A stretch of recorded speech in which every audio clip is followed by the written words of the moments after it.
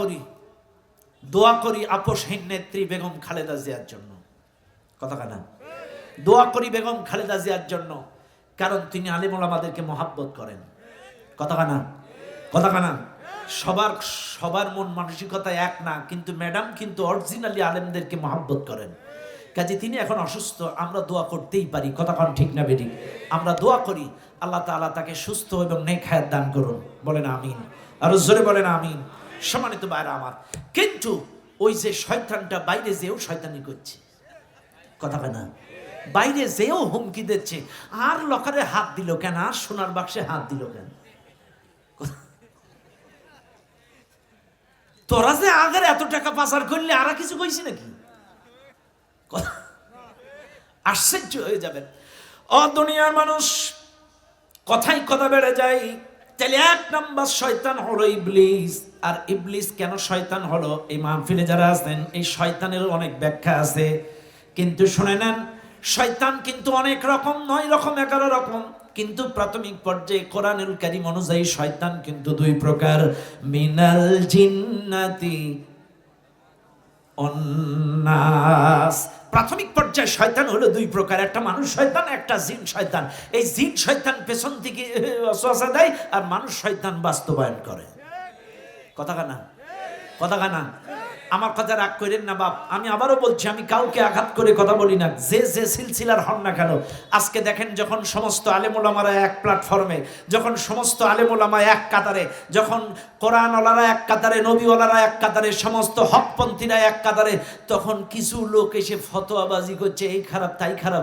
4.5 বছর তোমার কাছে ক্যামেরা হারাম, 4.5 বছর তোমার কাছে মিডিয়া হারাম, 4.5 বছর এটা হারাম ওটা হারাম। 4.5 বছর পরে সব জায়েজ হয়ে গেল। বিশ্বাস করেন, আমাদের মাথার মুকুট, এই ময় মুরব্বী আলেমগুলো আমাদের মাথার তাজ। কিন্তু এদের যখন সেন্স কমে যায়, জিহীন শক্তি কমে যায়, ব্রেন যখন উল্টাপাল্টা করে, বয়স হয়ে যায়, ভারসাম্য বজায় থাকে না, কিছু চাটুকারী ওই যে জিন শয়তানের উত্তরসূরি, ওই মাঝখান থেকে মিডিয়া হিসেবে এগের ব্যবহার করে। মনে আছে আপনাদের? এদেশের প্রখ্যাত আলেমে দ্বীন শাইখুল হাদিস আল্লামা শাইখ আহমদ শফি হুজুরকে ব্যবহার করে কিছু চাটুকারী হুজুর সোহরাওয়ার্দী উদ্যানে এসে সর্বকালের সেরা স্বৈরা শাসককে জননী উপাধি দিয়েছিল। এটা কিন্তু মাঝখানে ওই জিন শয়তানের উত্তরসূরিরা, কথা কানা, এরাই ব্যবহার করে কলঙ্কিত করেছে কওমি প্রাঙ্গণকে, কলঙ্কিত করেছে মাদ্রাসাকে। এই স্বৈরা শাসককে জননী উপাধি দিয়েছিল, মাঝখানে এই শয়তানের কাজ ছিল। এখনো কিছু শয়তান এই মাঝখানে কাটি নাড়তেছে। কথা কয় না কেন? শয়তান কিন্তু বসে থাকে না। শয়তান তো জানে, ইসলাম যদি কায়েম হয়ে যায়, কোরআনওয়ালারা নবীওয়ালারা যদি এই চেয়ারে যায়, আমাদের শয়তানি আর চলবে না।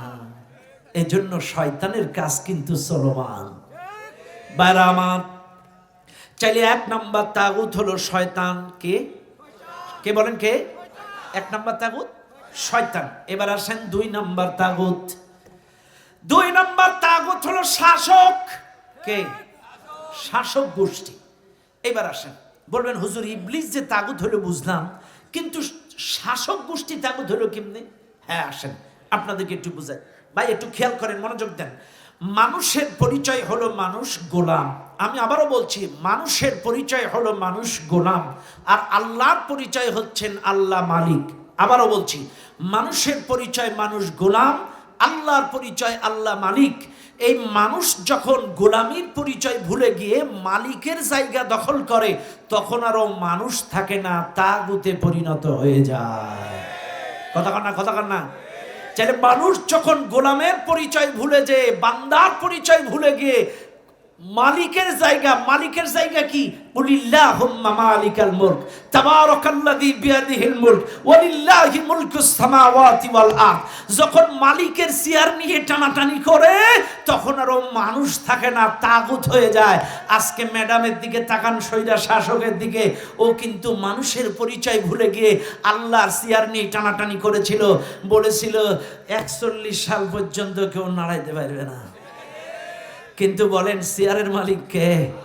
বলিল্লাহুম্মা মালিকাল মুলক তুতিল মুলকা মা তাশা ওয়া তানজিউল মুলকা মিম্মা তাশা। চেয়ারের মালিক আল্লাহ, যাকে ইচ্ছা চেয়ার দেয়, যাকে ইচ্ছা চেয়ার কেড়ে নেয়। কিন্তু ভুলে গিয়েছিল একজন মানুষ, মানুষের পরিচয় ভুলে গিয়ে যখন ক্ষমতার বড়াই করলো, তখনই আল্লাহ তারে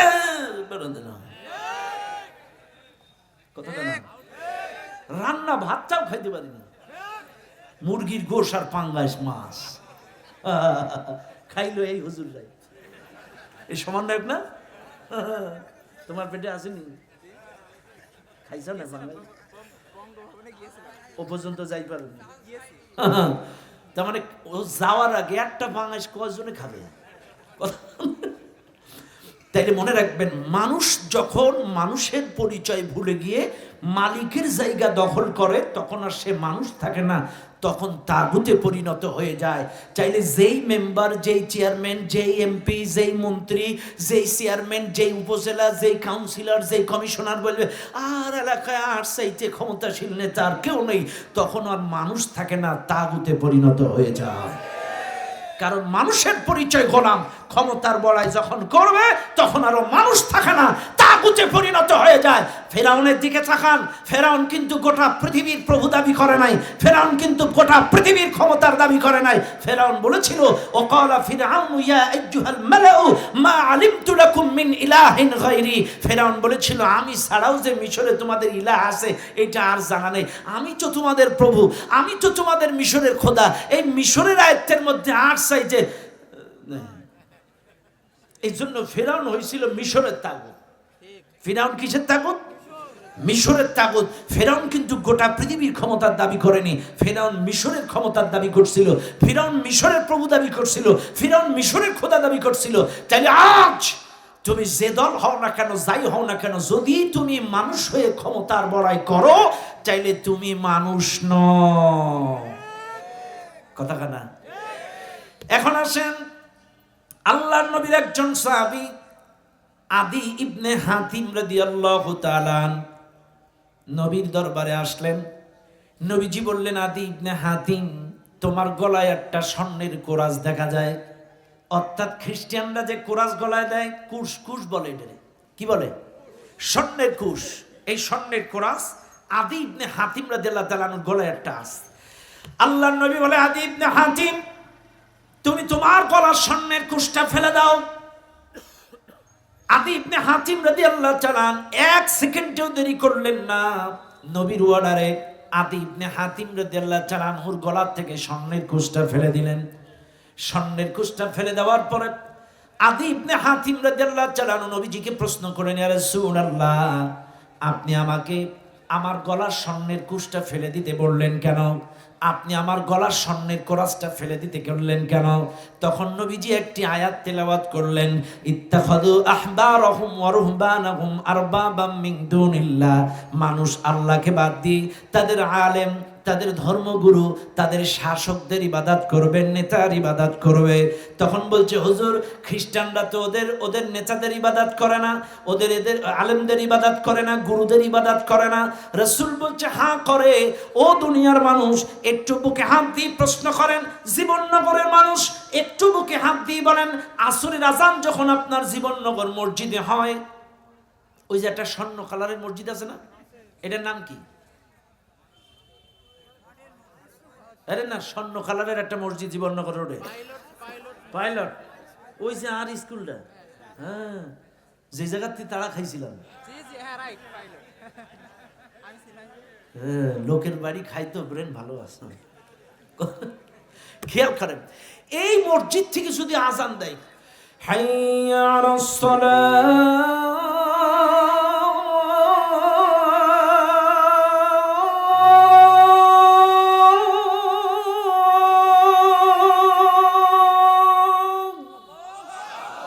এই ডাকটা কার ডাক? কার ডাক? কার ডাক? এখন সেম টাইমে আপনার নেতা ডাকছে, জীবননগরে আজকে মিছিল আছে, 500 টাকা এক প্যাকেট খিচুড়ি। আপনি আল্লাহর ডাকে মসজিদে না যে নেতার ডাকে মিছিলে গেলেন, বলেন তো কার ইবাদত করলেন? কথা কানা? পাইছেননি? পাইছেননি? চাইলে শাসক কখন গোলাম হয়, কখন তাগুত হয়? চাইলে এই দেশের মানুষ আল্লাহকে বাদ দিয়ে নেতার গোলামি করে, কথা কন না করে? আল্লাহর হুকুম মানে না, আল্লাহর আদেশ অনুযায়ী মসজিদে যায় না, আল্লাহর আদেশ মোতাবেক এই জমিনে কোরআনী শাসন প্রতিষ্ঠার চেষ্টা করে না, অথচ মানব রচিত মতাদর্শ কায়েমের জন্য লড়াই করে, মানব রচিত মতাদর্শ কায়েমের জন্য গুলি করে, মানব রচিত মতাদর্শের মধ্যে নিজেদের মধ্যে মাথা ফাটাফাটি করে, অথচ আল্লাহর আদেশের গোলামি করে না। চাইলে গোলামি করলো কার? নেতা, তাগুতের। কার গোলামি করলো? তাগুতের।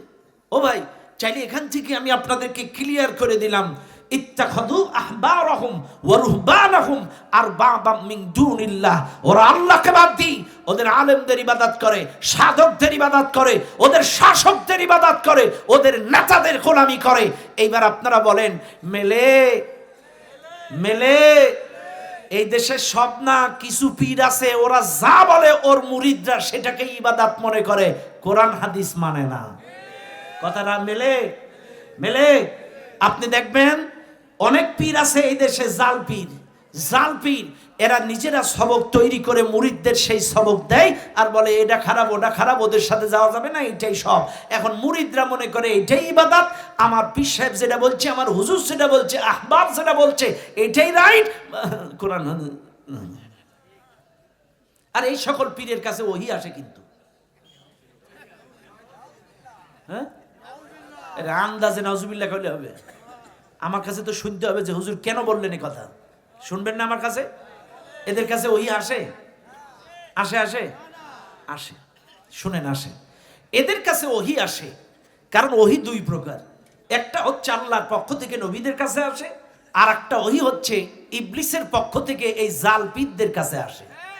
শয়তানের গুণে গুণান্বিত যারা, শয়তানের চরিত্রে চরিত্রবান যারা, ফাসাদ সৃষ্টি করে যারা, অশান্তি সৃষ্টি করে যারা, বিপদগামী যারা, মানুষকে বিপথে চালু করে যারা, আল্লাহর সাথে বিদ্রোহ করে যারা, এই শয়তানের চরিত্রে চরিত্রবান যারা, এরা মরেও কথা হয় না, মরে না ভাইরে। কিন্তু দোয়া